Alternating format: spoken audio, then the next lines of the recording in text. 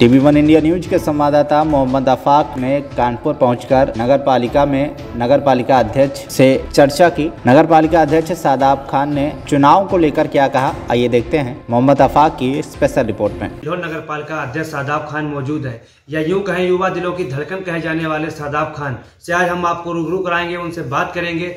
नगर पालिका अध्यक्ष है सादाब खान, जो कि अपने कार्य को लेकर काफी चर्चित में अक्सर बने रहते हैं। सबसे कम उम्र के नगर पालिका अध्यक्ष कहे जाने वाले हैं, और कहे जाने वाले क्या वो नगर पालिका के अध्यक्ष सबसे कम उम्र के नगर अध्यक्ष हैं। आज हम उनसे बात करते हैं कि उनके आज 4 वर्ष पूरे हो जाने पर उनसे बात करेंगे कि उन्होंने क्या नगर पालिका में कार्य योजना ऐसी काम कराए हैं जिससे उनकी नगर पालिका के कार्य वो जो जनता है उनसे प्रभावित है। आइए हमारे साथ वो मौजूद हैं।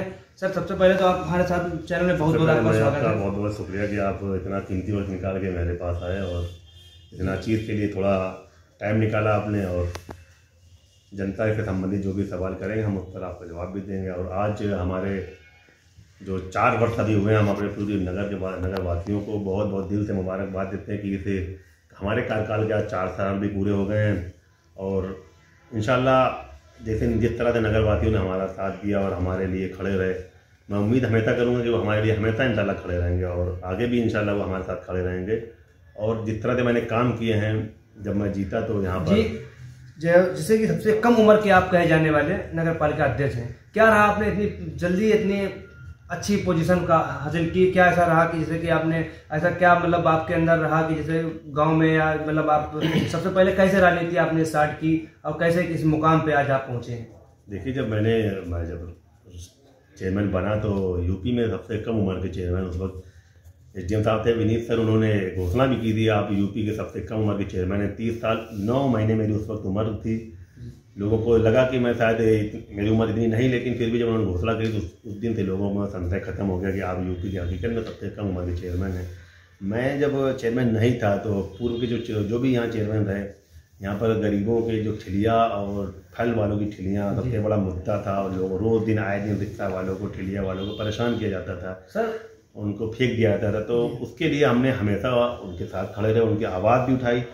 और जब ये मिजाज बनाया कि गरीबों के कोई सुनने वाला नहीं है, तो उन लोगों के घर घर जा के उनसे पूछा, उनसे पूछताछ करी कि हमको क्या आप इस काबिल समझते हैं कि हम अपने नगर पालिका के लिए नगर अध्यक्ष का चुनाव लड़ें। तो लोगों ने हामी भरी और साथ देने का पूरा मतलब तन मन धन, यकीन जानिए मैं सबसे कम खर्चा करके ऐसे, क्योंकि हमारे नगर के जितने लोग थे उन्होंने खुद अपना सब कुछ खर्चा किया अपने लिए। हमारे लिए मतलब ये बहुत आसान लगने लगा कि आपको लग रहा है बिल्कुल कि चुनाव जो है बहुत आसानी से जीत जाएंगे, क्योंकि जब पूरी जनता एक तरह से खड़ी होती है किसी के साथ में, तो फिर वहाँ पर कोई संशय या दिल में कोई। सर, जैसे कि आपने जब चुनाव तैयारी की थी तो क्या मुद्दाओं के साथ में आपने तैयारी की थी कि नगर पालिका में बिल्हौर में आपको ऐसी क्या समस्या लगी कि जैसे कि यहाँ पर अगर हम बनते सबसे पहले पूरी करनी है, और मतलब आपने की ऐसी क्यों समस्याएं? देखिए, गरीबों की कोई बात सुनने वाला नहीं था, और यहाँ जो जनता जिसको चुनती है, अब वो जनता जब चुन लेती तो चाहती कि हमारा जनप्रतिनिधि हमारी बात सुने। जो पूर्व में लोग रहे तो उन्होंने जनता को बिल्कुल से इग्नोर कर दिया। उनके बीच जाना, उनके बीच बैठना, उनको अपना समझना, मतलब भद्दी बातें उनसे कहना, गंदी मतलब बातें करते थे कि कहीं ऊट पटांग बातों से उनके साथ पेश आते थे। तो लोगों से शिकायत भी हमसे करी कि हमसे ऐसी बातें करते हैं। तो एक जनप्रतिनिधि मैंने उनको वोट दिया है, सब कुछ किया है, इसके बावजूद तो हमने कहा ठीक है, अगर इस तरह से लोग करते तो मैं जो हूँ आप लोगों के लिए खड़ा हूँगा और आप लोग हमको एक बार देखिएगा। इंशाल्लाह इस तरह की कोई बात नहीं आएगी। अगर मैं जीत गया तो वही समझिएगा आप सब चेयरमैन हैं बिल्डर के। 4 वर्ष आज आपके पूरे हो गए। 4 वर्ष में ऐसा क्या कार्य आपने कराया जिससे कि अभी भी मतलब हमको लगभग 2 करोड़ रुपया मिला है, लगभग 2 करोड़। तो हमने एक कार्य योजना बनाई थी 2 करोड़ 11 लाख रुपए की। वो केंद्र सरकार से जो हमको रुपया मिलता है इसके थ्रू हमने भी एक ओपन जिम और कुछ लाइट की व्यवस्था, कुछ नगर में बेंच डलवाने के, मतलब ओपन जिम मतलब जैसे कि नगर पालिका के युवा मतलब सुबह शाम मुफ्त में मतलब वो कर सकें जिम।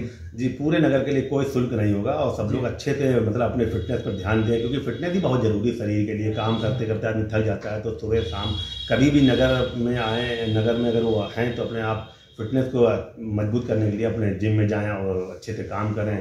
फिटनेस जरूरी है, खाएं पिए भी बढ़िया और फिटनेस जरूरी है। इसलिए हमने सोचा कि एक ओपन जिम का प्रस्ताव रखा और वहाँ पर भेजा तो इसकी डीएम साहब ने मंजूरी दे दी और इंशाल्लाह अभी दिसंबर में ही, लास्ट दिसंबर तक इंशाल्लाह बनना चालू हो जाएगा और जनवरी लास्ट तक या हो सकता है वो कंप्लीट हो जाए। और इसके बाद अभी कुछ सड़कें भी हैं उसमें हैं, कुछ हमारे नगर पालिका में एक गाड़ियाँ भी खड़ी करने के लिए कोई हाल नहीं है तो वो भी बनना है। और हमारी एक योजना का जो बहुत बड़ा योजना थी हमारे पास, आदर्श योजना के तहत हमको 4 करोड़ रुपया मिला था, लेकिन पैसा हमको मिला 2 करोड़ रुपया, लेकिन किसी कारणवश वो हमें एक गेस्ट हाउस और एक एसटीपी प्लांट बनाना था, एक ओपन जिम उसमें भी था और लेकिन वो किसी कारणवश एक हमारी फाइल शासन से नहीं आ सकी।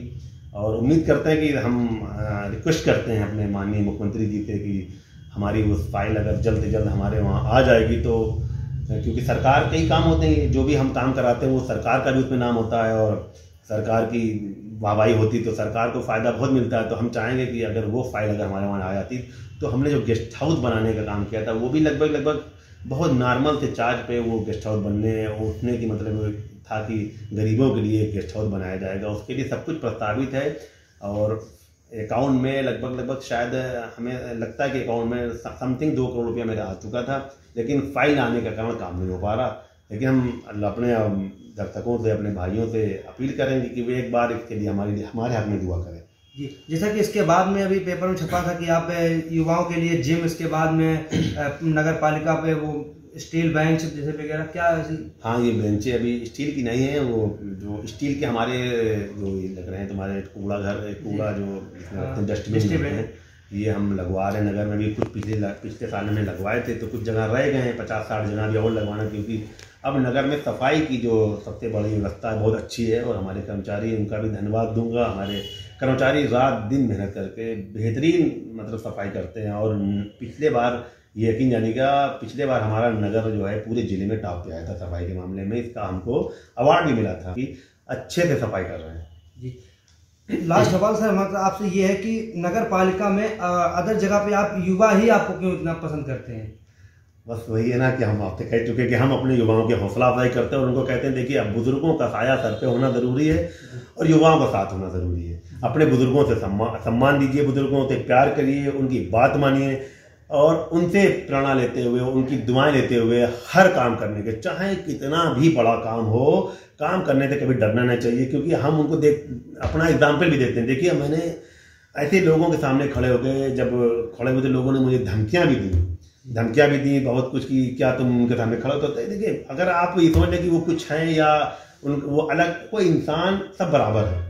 मैं अपने समाज के लिए, अपने पूरे नगर के समाज मतलब जो भी यहाँ इंसान नगर में रहते हैं उन सबके लिए एक अपने युवाओं के लिए एक मैसेज देना चाहता हूँ कि कोई इंसान खुद में बड़ा नहीं होता, लोग उसको बड़ा बनाते हैं।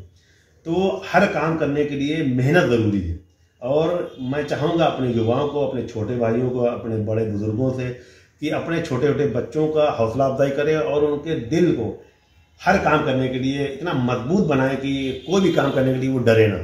जैसा कि लास्ट क्वेश्चन है, यानी कि मतलब हमारे चैनल के माध्यम से आप क्या युवाओं को संदेश देना चाहते हैं और बिल्हौर की जनता को क्या संदेश देना चाहते हैं? मैं अपने युवाओं को, अपने छोटे भाइयों को और अपने जनता को संदेश में आप लोग सबसे ज़्यादा इल्म पर और सबसे ज़्यादा पढ़ाई पर ध्यान दें, क्योंकि यही हमारा मुस्तकबिल है। और राजनीति के चक्कर में आप अपने व्यवहार न खराब करें, प्यार मोहब्बत में समाज में रहें, हर समाज से एक दूसरे से लगाव होना चाहिए, हर समाज के लोगों से उठना बैठना होना चाहिए और नफ़रत के जो करने वाले लोग हैं उनसे बिल्कुल दूरी बना के रखना चाहिए, क्योंकि नफ़रत इंसान को दीमक की तरह खा जाती है। जो नफ़रत होती है ना, इसलिए वो नहीं होना चाहिए। और हर समाज के लोगों को सिर्फ यही होना चाहिए कि मोहब्बत के साथ रहें और अपने नगर का, अपने देश का, अपने ज़िले का नाम रोशन करें और प्यार मोहब्बत के साथ ज़िंदगी गुजारें। बस यही एक हमारा मैसेज है कि शिक्षा पर बहुत ज़्यादा ध्यान देना चाहिए।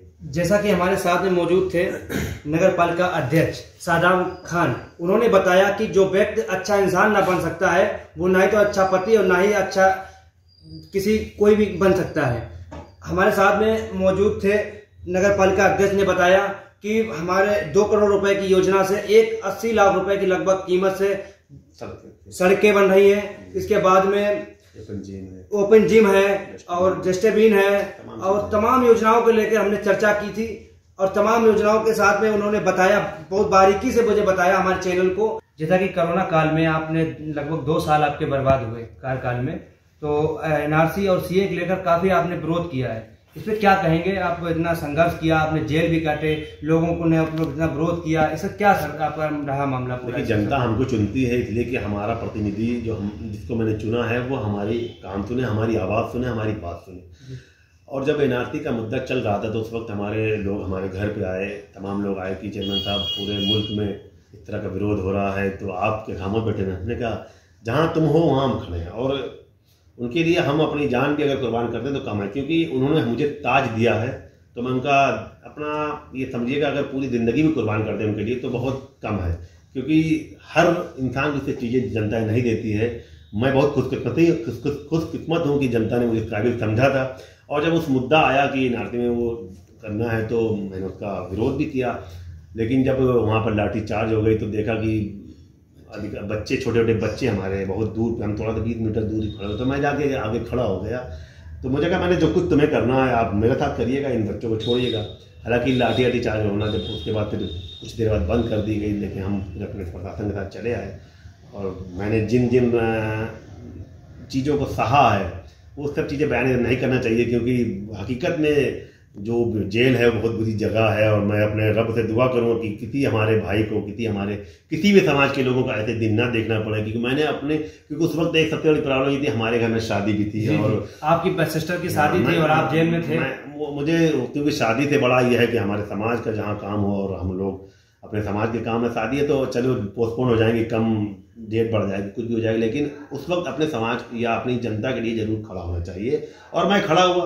जब मैं जेल चला गया तो मुझे कोई अफसोस नहीं हुआ, लोग मेरे साथ खड़े रहे। जेल के बाहर लोग मुझे हजारों लोग मिलने जाते थे, लेकिन यकीन जानिए जेल की जिंदगी बहुत खराब है। जेल की जिंदगी खराब होने के बावजूद भी आप जब वहां से छूटे तो लोगों ने आपका उस तरह स्वागत किया कि शायद किसी मुझे बहुत प्यार दिया। बहुत लोग जेल रोज आते थे, 10 से 20 लोग रोज मिलने जाते थे। जेलर तक परेशान हो गए, लेकिन कभी हमें अफसोस नहीं हुआ कि आज हम जेल में हैं, क्योंकि हमारे साथ हमारी जनता खड़ी थी। और मैं अपनी ऐसी जनता रात दिन मेरी माँ बहनों ने रात दिन मेरे लिए दुआएं मांगी, रो रो के रोजे रखे, मन्नतें मांगी कि सिर्फ शादाब खान छूट जाए। और मैं सबसे जल्दी छूटने वाला समझ लो चेयरमैन, और पूरी उत्तर प्रदेश में एक लौता चेयरमैन हूँ जी कि जो उसमें विरोध किया और पकड़ा गया। बाकी शायद किसी ने विरोध किया और मैंने सुनने में नहीं आया अभी तक, और मैंने उसका जो भी था किया और मैं पकड़ा गया, तो फिर उसका कोई अफसोस नहीं ना। अपनी जनता के लिए काम करें, इंशाल्लाह आगे भी करते रहेंगे। और जब कोरोना काल ये आया तो देखिए 1-1.5 साल के लिए काम बंद हो गया, और बजट जो हमें मिलता है उसमें भी हमारी कटौती कर दी गई, और मतलब यहाँ तक कि सैलरी देना भी दिक्कत हो गया नगर पालिका में। लेकिन उस दौरान भी देखिएगा मैंने काम कराए, जनता जानती, मैंने उस दौरान भी लाइनें पाइपलाइन डलवाई, सड़कें बनवाई। उस दौरान मैंने कई चीज़ें ऐसी बनवाई जो अदर नगर पालिका में होना मुश्किल था। ऐसी नगर पालिका अभी भी हैं, सैलरी पूरी तरह से अपने कर्मचारियों को नहीं दे पा रही, लेकिन मेरी नगर पालिका ऐसी है, मैं 4 से 5 तारीख को हर हालत में जब से बैठा हूँ आज तक मैंने 4 से 5 तारीख से ज़्यादा होने नहीं दिया, क्योंकि वो गरीब हमारे जो कर्मचारी हैं 8,000 जो आउटसोर्सिंग में 10,000 पे बेचारे सर्विस कर रहे हैं, बहुत मेहनत करते हैं, हमारी गंदगी को साफ करते हैं, हमारे नगर की पूरी गंदगी वही साफ करते हैं। और अगर हम उनकी सैलरी रोकें तो फिर हमसे निकम्मा कोई नहीं। तो मैं सबसे पहले अपने ऐसे भाइयों, ऐसे स्वीपर बंधुओं का ख्याल रखता हूँ कि सबसे पहले उनकी सैलरी देता हूँ। कहीं ना कहीं बधाई के पास आपके सदस्य भी तो हैं। जी बिल्कुल, क्योंकि वो हमारे साथ एनी टाइम खड़े रहे। हमारे जितने भी सभासद हैं, हमारे सानू भाई, हमारे नसीम भाई, बबलू भाई, हमारे जियाद और हमारे जुबैर भाई, हमारे अतुल भैया, राम नारायण, मतलब जितने भी सभासद हैं, हमारे जिशान भाई हमारे, और हमारे वो चांद भाई, और हमारे उधर वो चुन्नी बेगम और दिनेश, मतलब गणेश भैया, सब जितने भी हमारे, मतलब कुल मिला के जितने, यहाँ तक कि जो हमारे पूर्व चेयरमैन की बहू हैं वो भी हमारे साथ एनी टाइम खड़ी थी। कभी भी कोई प्रस्ताव या कोई होता तो उसमें कभी सिग्नेचर करने में कोई उन्हें दिक्कत नहीं होती, और वो हमेशा हमारे साथ खड़े हैं। और हर सभासद का मैं तहे दिल से शुक्रिया करता हूँ कि ये 4 साल पूरे हुए हैं और उन्होंने मेरे 4 साल ऐसे काटे, लगता ही नहीं कि 4 साल हुए हैं। मतलब बड़ी प्यार मोहब्बत से कट गए, कहीं कोई नोक झोंक नहीं हुई, कभी किसी से कोई बातें ऐसी नहीं हुई जिस तरह से लोग देखते हैं सदन में होती हैं और नगर पालिकाओं में होती हैं कि लोग विरोध में चले जाते हैं, करते हैं, धरना प्रदर्शन करते हैं। कुछ नहीं, आज तक कुछ नहीं हुआ। सदन में कोई बातें होती तो वो सदन में बात कहना चाहिए, बिल्कुल कहना चाहिए। अगर क्योंकि सदन में अगर नहीं कहेंगे तो फिर कहाँ कहेंगे भाई? अगर जनता की हक, क्योंकि जनता से वो भी चुन के आए, जनता के हक के लिए वो कहते हैं, तो वो मैं खुश होता हूँ कि हमारे सभासद कम से कम सदन में बोलते हैं। मुझे इस बात की सबसे ज़्यादा खुशी होती है कि हमारे लोग हमारे सदन के अंदर अपनी बात रखते हैं और मैं उनकी बात जो बजट है उसके हिसाब से काम करने की कोशिश करता हूँ।